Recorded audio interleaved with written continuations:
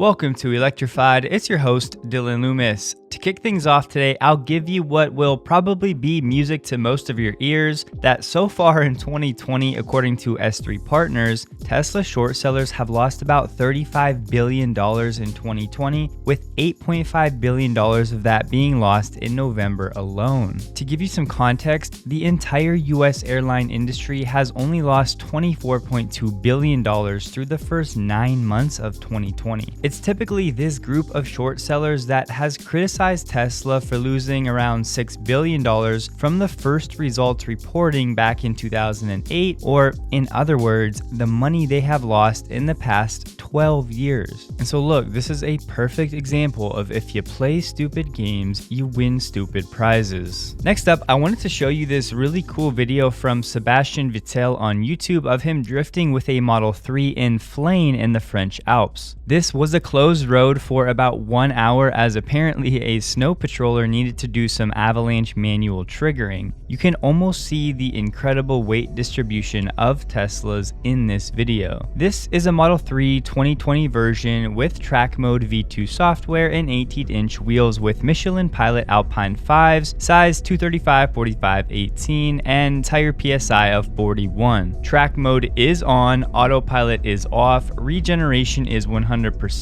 and traction control is turned down as far as possible.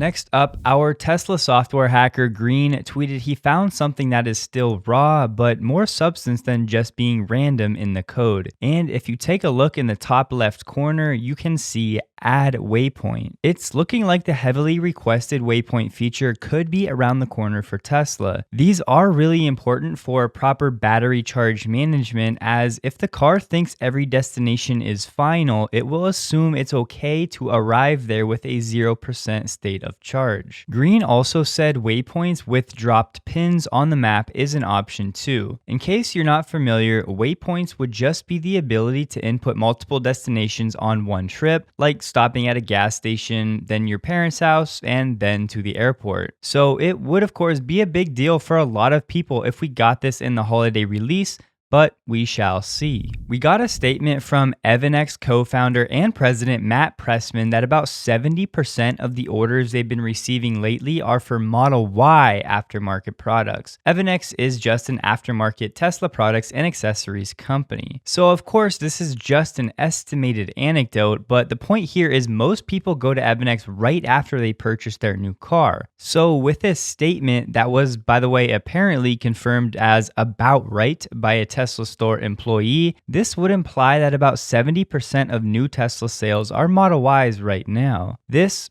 if true, should come as no surprise, as we've known the Model Y would eventually be Tesla's bestseller far and away. Moving on, last week we got some news about potential Ohio legislation that I wanted to quickly share. House Bill 786 would prevent regulators from certifying any new solar or wind facility designed to produce more than 50 megawatts of electricity, as well as smaller, economically significant wind farms with a capacity of 5 megawatts or more. The ban would end after 3 years or further legislation from the General Assembly, whichever comes first. Now, apparently there were complaints about unregulated solar and wind farms, and the goal of this bill is to press the pause button. Basically, what we have here is a group of people with their head completely in the sand, despite the fact that renewables have been a reality for years now. This bill basically has zero justification, but utilities companies and Ohio lawmakers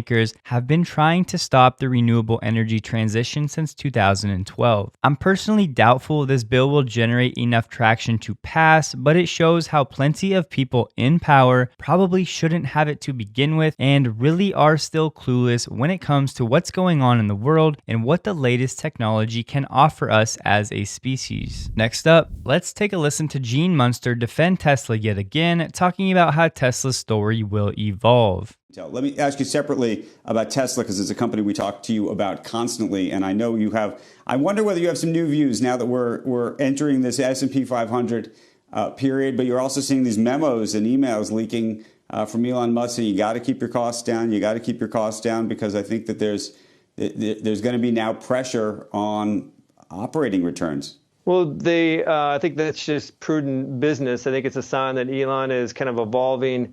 Yes, they need to keep their costs down, but I think the bigger picture is, we talked about Tesla almost as an IPO stock this year. I don't need to frame in the significance that they're having on the EV market. I think what is important to note, this is outside of the cost equation, what is important to note is the Tesla story is going to evolve in the months and years to come.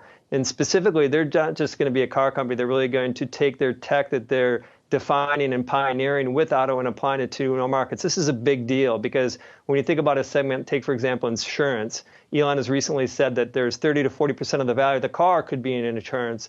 What that means is that they can start offering their own insurance and improve margins. That's high margin revenue, not to mention everything they're doing around over-the-air updates with autonomy and what they can even do around HVAC. And I'm going to lose a lot of credibility when you hear what I'm going to say next, but I believe that this is actually on Tesla's roadmap as a flying taxi. And I think when I would not put any investing, I would not invest in Tesla based on that, but the concept that this company is going to continue to evolve and be a tech leader in the next decade, I'm on board with that. Gene, is there anybody in anywhere that you think can compete with Tesla? Is there a company that you say, okay, you know what, 5 years from now we'll talk about them in the same sentence, or no? Traditional auto, no. I mean, essentially that ship has sailed. I think you're going to look at companies that have been around for 100 years. If you're going to ask which traditional auto is best positioned to even remotely compete, it's probably Volkswagen followed by GM. But really, there's no substance competition. Again, they're going to evolve outside of cars longer term. The biggest company that could compete longer term is Apple. I think that whatever their ambitions are in vehicles, I mean, it's been really quiet there. I'm not expecting anything in the near term. But that is a Tesla investor. That would be the one announcement that would cause me to step back and rethink things. Tesla actually released their first ever diversity report, and naturally we already have people in the media attacking Tesla for their leadership being predominantly white men. Choosing to ignore this nonsense, here is a quote from the Diversity, Equity, and Inclusion report. Today we are publishing our first ever US DEI report, which outlines the current state of our DEI position and actions we are taking to engage with employees, candidates, and community members as we encourage talented people from all backgrounds to join us on our mission to accelerate the world transition to sustainable energy. We look forward to sharing further progress in future reports as we continue to innovate and enhance our diversity, equity, and inclusion practices. As you can see, for Tesla's US workforce, about 60% is made up of Asians, Blacks, Hispanics, and other groups, with about 30% being white. And looking here, Tesla leadership is about 33% underrepresented communities and about 60% white. Tesla also shared some information on the male to female ratio, and here you have it. Tesla did say that 25% of their new hires this year were women. If you want to read the full report, it's linked below. At the time of this recording, Tesla stock is trading over $625 per share, up about 4% on the day. But that's going to wrap it up for today's episode. Thank you guys for watching until the end. Please take a moment to like the video if you did, and consider subscribing for more Tesla content. But with that, I look forward to seeing you in the next video, and I hope that you have a great day.